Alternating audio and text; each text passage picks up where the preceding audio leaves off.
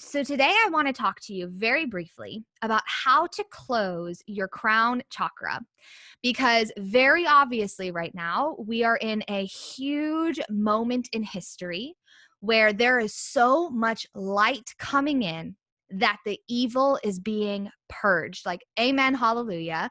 The darkness is coming out, the veil is being lifted, the very difficult, hard to process truths, hard to look at, hard to face, overwhelming at times, can definitely trigger trauma. It can trigger survival. It can trigger this feeling of being out of control. It can trigger overwhelm, fear, but it's coming up for a reason.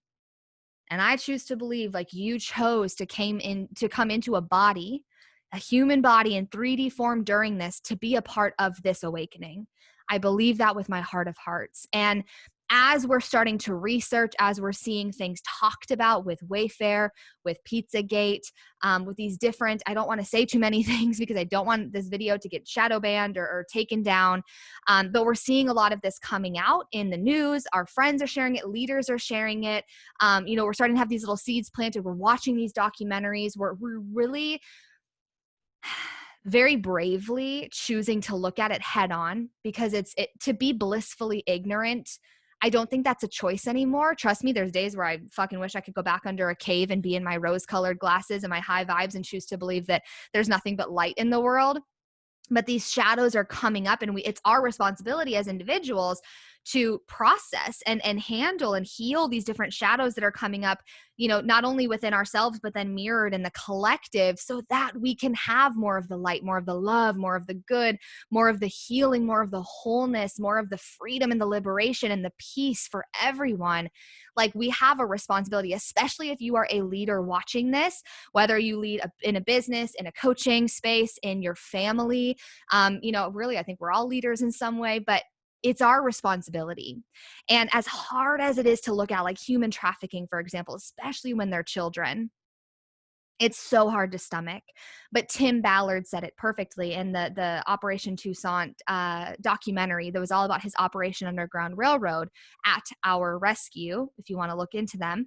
And he said, like, the pain that we experience looking at this head on, because it's painful to look at what's actually happening in Hollywood, in the world, in our country, at our borders. Like, there's so much happening of like this trafficking and the pedophilia and all of it.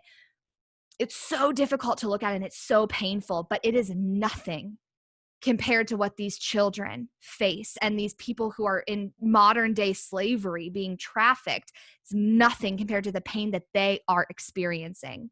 And it is our mother effing responsibility to speak up for them, to be the voice for them, to not go under the cave and hide out on this and choose to be like living in just like, la, la, la, everything's fine. Like, we need to look at it now, take it one day at a time. This is a long game, right? This is years and years and years of this happening, and it's all coming to light now. So it's going to take time.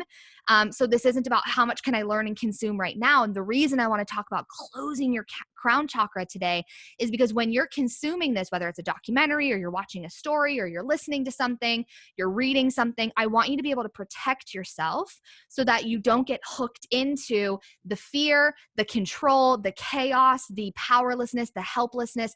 That's not helping anyone. You're human, that might happen. So you need to be able to learn how to come back into your energy and reground. But you don't want to operate from like, oh my God, I'm in so much fear and everything feels out of control. We're, clearing the throat chakra, obviously. We don't want to hook into this because you can't actually be of service from that space. To be of service, we have to be back in our own energy, grounded in this body of like, okay, I have power here. I have a voice. I have an option. I can do something from this space. I can speak about something. I can share something. I can do some energy work. I have an opportunity here. I don't have to like go down into this rabbit hole and this spiral of fear. I can choose to say, okay, I call my energy back to me and I want to act from that space. And so today I want to talk about crown chakra. So if you think of our chakra system, if you're new to it, I'm going to very briefly touch on it. If you don't know what I'm talking about, you can message me, we can get on a call, you can Google it, whatever it might be. But your energy systems, it's said to be that you have 7 energy systems. Really, There's hundreds, thousands. I've heard many different numbers. But there's 7 main chakras, and they're energy systems. They're like wheels of energy that spin, that keep your energy all aligned in your body. It starts at the base of your spine at your root chakra. Okay, we've got our root in the earth, okay? And then it goes up to the sacral chakra in our womb space. Then we go into our solar plexus here at our stomach, right? Then we go into our heart chakra in the center of our chest. We go into our throat chakra, which is our communication center here in the throat. We go to our third eye, which is between our eyebrows. And then we go into our crown, which is said to be at the top of your head or like a little bit above your head, as if you were wearing like a crown, like royalty, a crown of light of sorts, right? Each chakra represents something different. But your crown chakra, if you look at it, it's where you're consuming information. It's coming in through the head and then kind of sifting its way through everywhere else. I think of it as coming in like through a translator, kind of here in the crown and in the back of my head, and then going in, and then it gets sent out the information to the rest of my body to wherever it needs to go. Okay? So your crown chakra, when we're consuming, for example, watching this documentary, if I didn't ground myself and protect my crown chakra, it's very easy to get triggered, to get hooked in, to feel like I'm spiraling, to feel helpless, to feel like I'm in it, like versus being on the outside looking in. It can feel like this is my real life here, right? Like our brains don't necessarily know the difference between real and imagination. So it can feel like I'm not watching this, like I'm actually a part of it. And then you can feel kind of this trauma response and this trigger happening in the body. I need to survive, so we shut down. It can overwhelm our energy systems, and it creates a lot of fear and a lot of out of control feeling and a lot of stagnancy in the body, which again, can't really be of service from that space as potently as you can when you're clear and your energy is your own. So there's 3 ways that I'm going to talk about today of how to protect your energy as far as your crown chakra specifically goes. And we can do other videos and more on this in the future. Number 1, first and foremost, I always hold some sort of protective stone when I am watching these documentaries or even when I'm scrolling my Instagram or whatever it might be. So I might hold, I don't remember what this one is called, but I got this from a local crystal store. Don't remember what it's called, but it's really powerful and it helps me ground down. I have black tourmaline, so this is really easily findable, a really common stone. I even have a smoky amethyst that I love, that I feel really connected to. There's obviously other ones, smoky quartz, but anything that's going to really help you feel grounded and rooted and protected, which is what some of these stones help me with. So I'll hold on to it, or I'll have it on my lap, or I'll have it on the table in front of me to act as like this barrier of sorts from this energy so that I can witness it, I can learn, but I'm not taking it on, right? This energy is protecting me. Another thing you can simply do that I didn't put in my notes here, pray for protection. Like as I step into this, like God, source, spirit, angels, universe, creator, protect me, right? Hold me. And that kind of goes into one of the ways that you can protect your crown chakra is to pray and to visualize this sense of like, wrap me in this cocoon of white light. Like put me in this, I've also heard it like this cerulean blue Christ consciousness energy. Put me in this bubble, in this cocoon to protect me. Keep me in my own bubble, right? You just imagine yourself getting enveloped in this white light and it is protection, right? I might even ask Archangel Michael to be with me, the archangel of protection, right? He's with me, protect me, protect me, protect me. God, angels, universe, again, whoever you want to work with, God, help me, protect me, be with me, hold me in this as I, in my human self, tap into what's going on in the collective right now as I learn more about this and how I can be of service in this and how I can be used in this movement. Please protect me and ground me and keep me here, keep me in my body and be with me. Something as simple as that, okay? So the next piece you can do, besides the prayer, we've got the stones, you're in this white cocoon, is you can imagine it as if it's like a flower petal. So this is one of my favorite ways. I remember I worked with a healer once, and she was like, you know what really drives me crazy is when everyone walks around all the time being like, you know, my chakras are open, everything's open, because then you're just like absorbing everything as if it's your own. And like, that's not healthy, really and truly, right? I even look at it in like human design. I have a lot of open centers. So if I'm not mindful about I don't look at it as like closed shut because that feels really intense and not very good. But I look at it as like a flower, okay? You have a flower And instead of like it being wide open and you're walking around with this, I want you to picture it closed like this. I just want you to picture it like the petals are closing. And you can, again, you can visualize this. So think of how you best operate. Can you see it? Is it visual for you?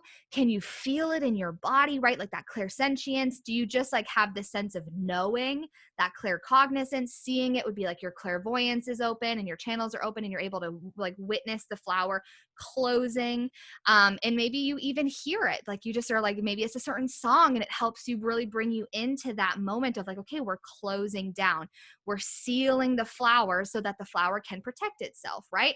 So instead of walking around watching the documentary like this, just imagine the flower petals are closing and nothing can get in here. You can still, again, you can see it, especially in your 3D, but you're not absorbing it.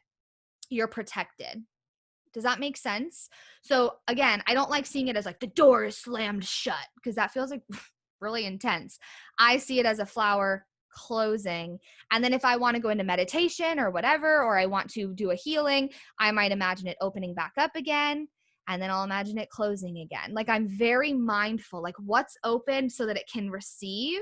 And when is it closed so that it's just being. We're not meant to just like walk around receiving all the time in all of the ways. Cause like you can pick up a lot of stuff that you're not wanting to pick up, especially like if you're in public. Picture these flowers of all of your chakras closing. Cause imagine you walk through, like say your heart chakra is blown wide open and you walk into public and all of a sudden you pick up all of this like dark shit. And then you go home and you're like, God, why do I feel so off? Like something I feel kind of like in a weird mood and I don't know why. Like I felt fine. You very well could have picked up something that's not yours. So energy is everywhere. Energy is everything. So if you just imagine all these kind of closing and sealing shut, then you're able to move through and then you can open them back up again when you want to receive or when you're in meditation or when you're in sex or whatever it might be. And then they close again. Like they're open and closable all the time. What's your intention? There's not a specific prayer or word you have to say. You can't fuck this up. There's not a way to do it wrong. It's just about your intention. Okay, we're closing our crown chakra now. Like pray. I'm closing my crown chakra now. And then that's it. Like it doesn't have to be fancy. Okay. And then the final one, another one I like to walk a lot of my clients through is what I call like energetic locking. And really almost like this honey bear mentality. So I walk my clients through meditation whenever we're together. And I imagine them calling all of their energy back to them, right? It's very easy for, again, our energy to kind of be spiraling out, or we might feel it hooked into something else, or we might feel like we're kind of leaking and there's holes in our energy field.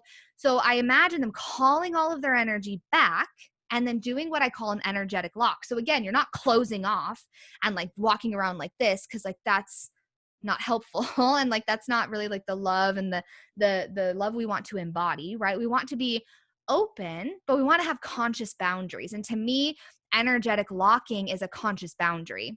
So what you can do for that is if you're sitting, like say I'm watching the documentary, I've got my crystal, my stone, right? I've got the flower petals are closed. I've done a prayer maybe. If I just want to do all of them, I'm in this cocoon of white light. And then I'll picture myself locking my energy. So I might cross my ankles or cross my legs. I will put my hands in some sort of mudra. So whatever feels like good for you. Again, you're like locking, right? I'm here. I'm like, you can't get in unless I let you in, right? Feeling your rib cage hook down and your pelvic region hook up. So you're kind of creating this lock space here in your stomach region, going in with your womb space. So you've got a lock there. You might feel your feet firmly planted into the ground if that feels more of a lock for you, if you don't want to necessarily lock and like cross your legs and whatnot. You can have your tongue on the roof of your mouth. So like behind your teeth. You can also you could even have your arms crossed, like anything that kind of gives you this locking sense, right? And it's not like, oh my God, I'm locked. It's like a very gentle lock. And it's, again, the intention. Now, when I do this with my clients and they call their energy back to them, I picture and I walk them through, and it's much lengthier than this, but I will bring them into, like, imagine you've got this energy coming in and it's like pooling and swirling down like this medicinal manuka, sweet, ooey gooey, sticky honey that is warm, and it's just filling all of your energy systems, and you're feeling this pool in your pelvic bowl, right? Grounding you down, rooting you down at your root chakra. And then imagine you've got this, like you're a honey bear, right? And you've got the top and you're screwing on the top. right? The top is on the jar. It's not open. We're not like, okay, if I tilt this way and I've got fucking honey going everywhere, we're locked. We're shut. How does that feel in your energy? How does that feel to be taking up all of your own space, to be in your own energy? How is that feeling? And notice. Now at the end of the documentary, or the end of, like, maybe I'm scrolling or whatever it might be and I'm learning, I will also check in with myself, right? Like, notice your energy, notice your aura, notice how you feel after. And notice if you've maybe absorbed anything or leaked anything, or you've taken on anything that's not yours, and be with that energy and move it, right? Allow it, release it. So if you need to cry, cry. If you need to call a friend and talk through it, call a friend and talk through it. If you need to have a bath, if you need to go outside and put your feet in the grass, like, do whatever you need to do to move that energy out of your body. And again, come back into your energetic lock. Close your chakras down. We just released, and we're back in our own space again. And see what that feels like. Get to know your own energy so well and so intimately, intricately, of trying to say those two words at the same time. Know it so well that you can tell when something's off and it's not yours. Okay. So play with this, right? There's a lot of like, okay, well, how? And here's some tips for how. But again, it goes back to the intention. You cannot mess this up. But my friends, you have to be so mindful when you're consuming this. Now, again, I honor you. I applaud you for your bravery and your willingness to look at this head on, because it's fucking difficult and it's challenging and it's emotional and it's exhausting sometimes. So take it in small doses. Know your capacity. I can tell when I'm scrolling or I'm watching a documentary, I can tell when I'm hitting my limit and my body starts to feel like, oh, we're hitting our limit, and I turn it off. And I go do whatever I got to do to move energy. I do whatever I got to do to reground. I watch something else. I like really tap back into myself and my own body, my own energy. And from there, when I have the capacity again, I'm back like empty, open, ready to receive. Then I'm able to watch it again, right? Then I'm able to go in, okay, now I can learn the next piece. Now I can unveil the next layer. Like, this is a layers piece, this collective shadow and this collective trauma. And it's going to be a long game. It's going to take time. So be gentle with yourself, be kind to yourself, and trust your body's cues. If she says enough is enough, enough is enough for today. If she says we can't watch this alone and we need to have a friend come over or a partner be with you to watch it, trust that. Trust yourself. Your process and how you really tap into all of this is up to you. Okay? So, there's so many more places I could go with this. And if this is something you guys enjoyed, let me know in the comments. I'll make sure to make we could go on a series of like different chakras, or we can go in a series of like different pieces of how to navigate this. But really and truly protect your crown chakra, seal up your energy, and witness what's happening in our world from that space. Not to not be empathetic, not to not care, right? Like, I still feel very deeply when I'm experiencing and watching this and witnessing this. Like, I cry and, I'm feeling all of it. I can't ignore that. I can't hide that. However, I am protected and I'm not absorbing it and taking it on. I'm instead just able to see it, to witness it, to feel it. And then I'm able to come back into my own energy and figure out, okay, what role do I play to take place in creating change here? What is my body? What is my soul? What is my purpose? What is my spirit asking of me, of how I can be of support in all of this, whether it's for the children, whether it's for healing trauma, whether it's for, a certain organization, whether it's for speaking up and spreading awareness, whatever it might be. When I'm grounded, I'm able to then feel into that. Not from a triggered place, or not from like, I need to rescue everyone, right? But from a space of like, fuck, like this hit deep. Here's the role I feel called to play in it. Okay? Protect yourself, protect yourself, protect yourself. We are warriors.